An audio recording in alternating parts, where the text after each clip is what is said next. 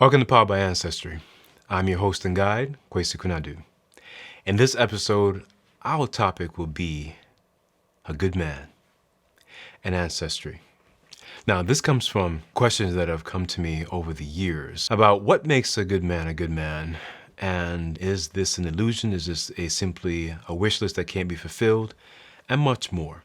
So I figured I'll tackle this for those of you that have an interest in finding or developing relationship with a man, with a mate, and a life partner. Let's start with this.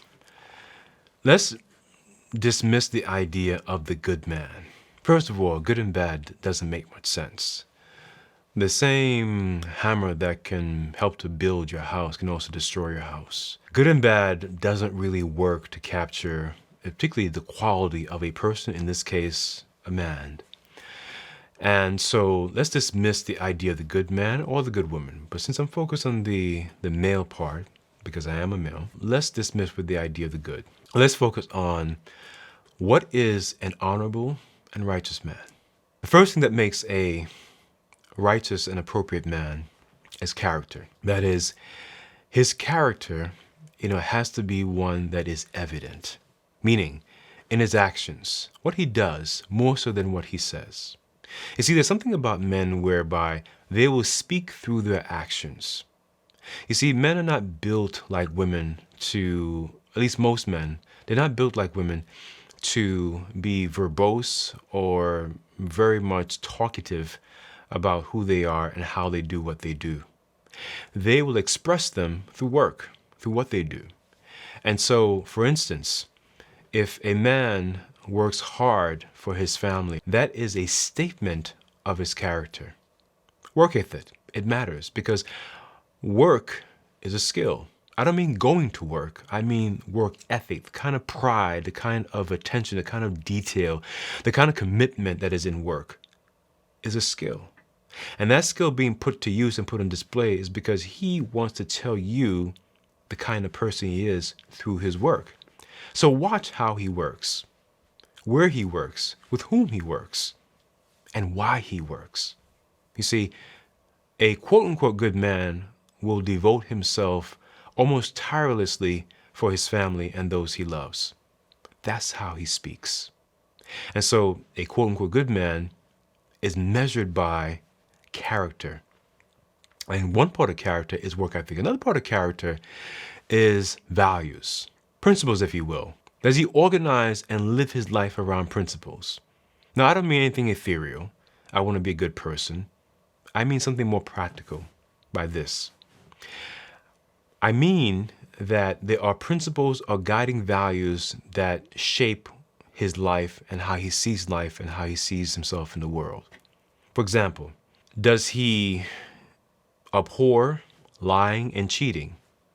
Does he reject theft or other kinds of nefarious acts? In other words, if he, like I, hates lying and stealing, those are his values, those are principles, which means that he will be an honest person because a liar is a thief and a thief is a liar. And so abhorring lying and stealing, for instance, means that those are principles in which he lives by, that he organizes lives around. A man that has the principle of honesty, truth-telling, is a man to be kept. Because though that honesty and truth-telling may not make you feel good immediately, in the medium and long term, that's a man to be loved and to be kept. I'll tell you why. You see, principles are not simply decorative features of a person. That's who they are. And so if a person abhors lying and stealing, for example, or lying and theft, it means that they will respect what you and they have, and they will share what you and they have. It means that they will be honest with you. It means that they will be forthright with you. And that is a treasure, especially in this country called the United States. One time I did an exercise to find out what are the principles of this country. And usually principles are baked into the most important document for a nation. In this case, the Constitution. And this is what I found. I went through the U.S. Constitution, and not once did I find truth in that document, except for sort of aspirational phrase, we hold these truth self-evident, which of course is not a value. It's simply aspirational, right? Because it's not about truth, it's about truth, meaning things that should be obvious to everyone, right? And so the fact that truth is not a value in the organizing document, the primary document of this country, it means that truth is not something that's important. It's not valuable. And we know this from what? The hypocrisy and lies that are in the DNA of this nation. When you find a man that values and honors truth, keep him, nurture him, build with him, grow with him. He is a wonderful and a necessary feature in your life, because that truth telling and that truth saying, that truth living by that truth is what makes a quote unquote good man a good man. In fact, that's a great man. Another feature of character is the affection that he devotes and shares with you. If he spends time with you whenever you want to ask a question or you want his attention, that's a good man. If he will stop what he's doing, especially work, for you, that's a good man. In other words, he will not say, or may not say, every moment, I love you, you mean a lot to me, and so on. Because really, when you think about it, love, for all its embattled features, and there is an episode that I have on love empowered by Ancestry, so do check it out. In fact, there'll be a link in this video to it. For all its embattledness and its abuse, there's the term love. Love is a verb, it's something you do. And so, for all the words and sweet words of love and affection and the like, what really counts and matters is the display and the demonstration of it. And so when a man stops his devotion to his craft and his work, that means he has deep love, or I prefer odo, for you. Don't take that for granted. Again, you won't find that love or affection packaged into words. You may sometimes. He may say it. But more so, it is packaged and delivered in the form of action, what he does. If he cooks for you, and I don't mean because he wants something, especially because he doesn't want anything. Another feature of character, doing without wanting something in return. That's a keeper. That's a good man. That's a great man. And so the love and affection he offers, the doing without expecting anything in return, these are all features of character. Abhorring theft and honoring truth and truth-telling. Being there and stopping what he's doing for you. Making sure that his work ethic is put on display as a communication of his devotion, affection, and commitment. These are all features of character that makes a good man a good man. In fact, a great man. And now, all men, I should say, that belongs in this category of quote-unquote good man, they, in fact, are not those by themselves. Meaning, we and he is a package. Yes, a package of other ancestral features. And so to know a man in terms of who he really is, I don't mean his name, I don't mean his job title, I don't mean his status. I mean to know a man, a good man, for what he really is. Watch his behavior consistently to see what he does consistently. What would he say consistently? And you will find that in his ancestry. That is, you find other men in his ancestry that point to who he is. In other words, take a trip down his ancestral memory lane and look at the men in his family, those living and those who have transitioned, to see who he really is. And now there are two parts to this looking. The first part is that you may find some unsavory characters in that investigation, in that look. Doesn't make him who he is, but in fact it does. I give myself an example. I have some unsavory characters in my ancestry, as we all do.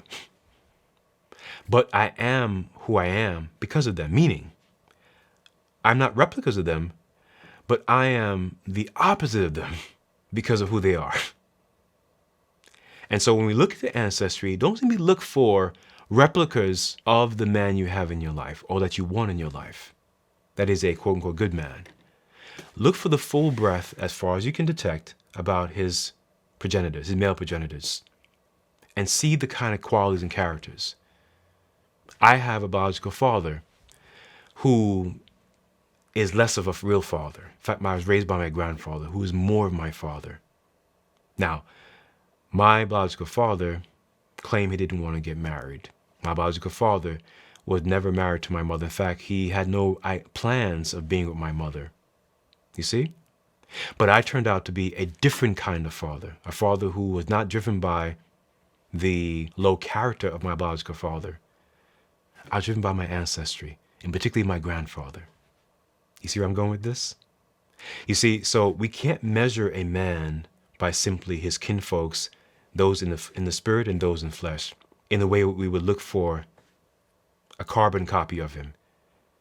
By looking at him as a whole, meaning what makes him who he is by who he is not, but also what makes him who he is by who he has inherited his character. So for me, one would not look at me and simply look at my father, but my grandfather, who has been an ancestor since 1986. And then they would see the kind of man that I am because he's the one that raised me. He's the one that I grew up with, not biological father. And that's why we have to consider always, whether the equation is for what is and how to find and how to relate to a good man, we always have to interject and have an intervention where what is the ancestral factor in that equation or any equation? Because the ancestry of that man in ways that are not predictable, again, in my case, it is not my father, but my grandfather that a woman would look to see, oh, okay, that's who he is and why he is that. Because if she does not know who he really is, then she will never know the good or great man that he is. You see, the good man is a reflection of the good woman. And so if she doesn't have her act together, if she doesn't have her ancestral act together, to be exact, she will never find him or able to keep him. In fact, there's something that I end with that may give you a clue.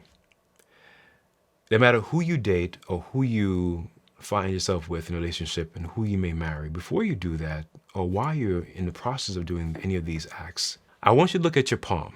Yes, these things. And there's an equation. If the markings, call them stamps, life stamps, and this is really an important clue. If your markings on your palm, if the markings on your palms match his, that's your soulmate. Meaning that's your mate in the spiritual world that have been reborn and that is there for you in this human experience. And we all have one. But this is how it works. It will be his left hand, not to your left, but to your right. So if it's his left hand to your right hand, you put them side by side. It will be his right hand to your left hand, side by side. Okay? And if there are correspondences and matches, then you're on the right track. There's a little more to it, and I can help you translate some of the deciphering with the palms. And no, it's not palm reading a tarot card. That's foolishness.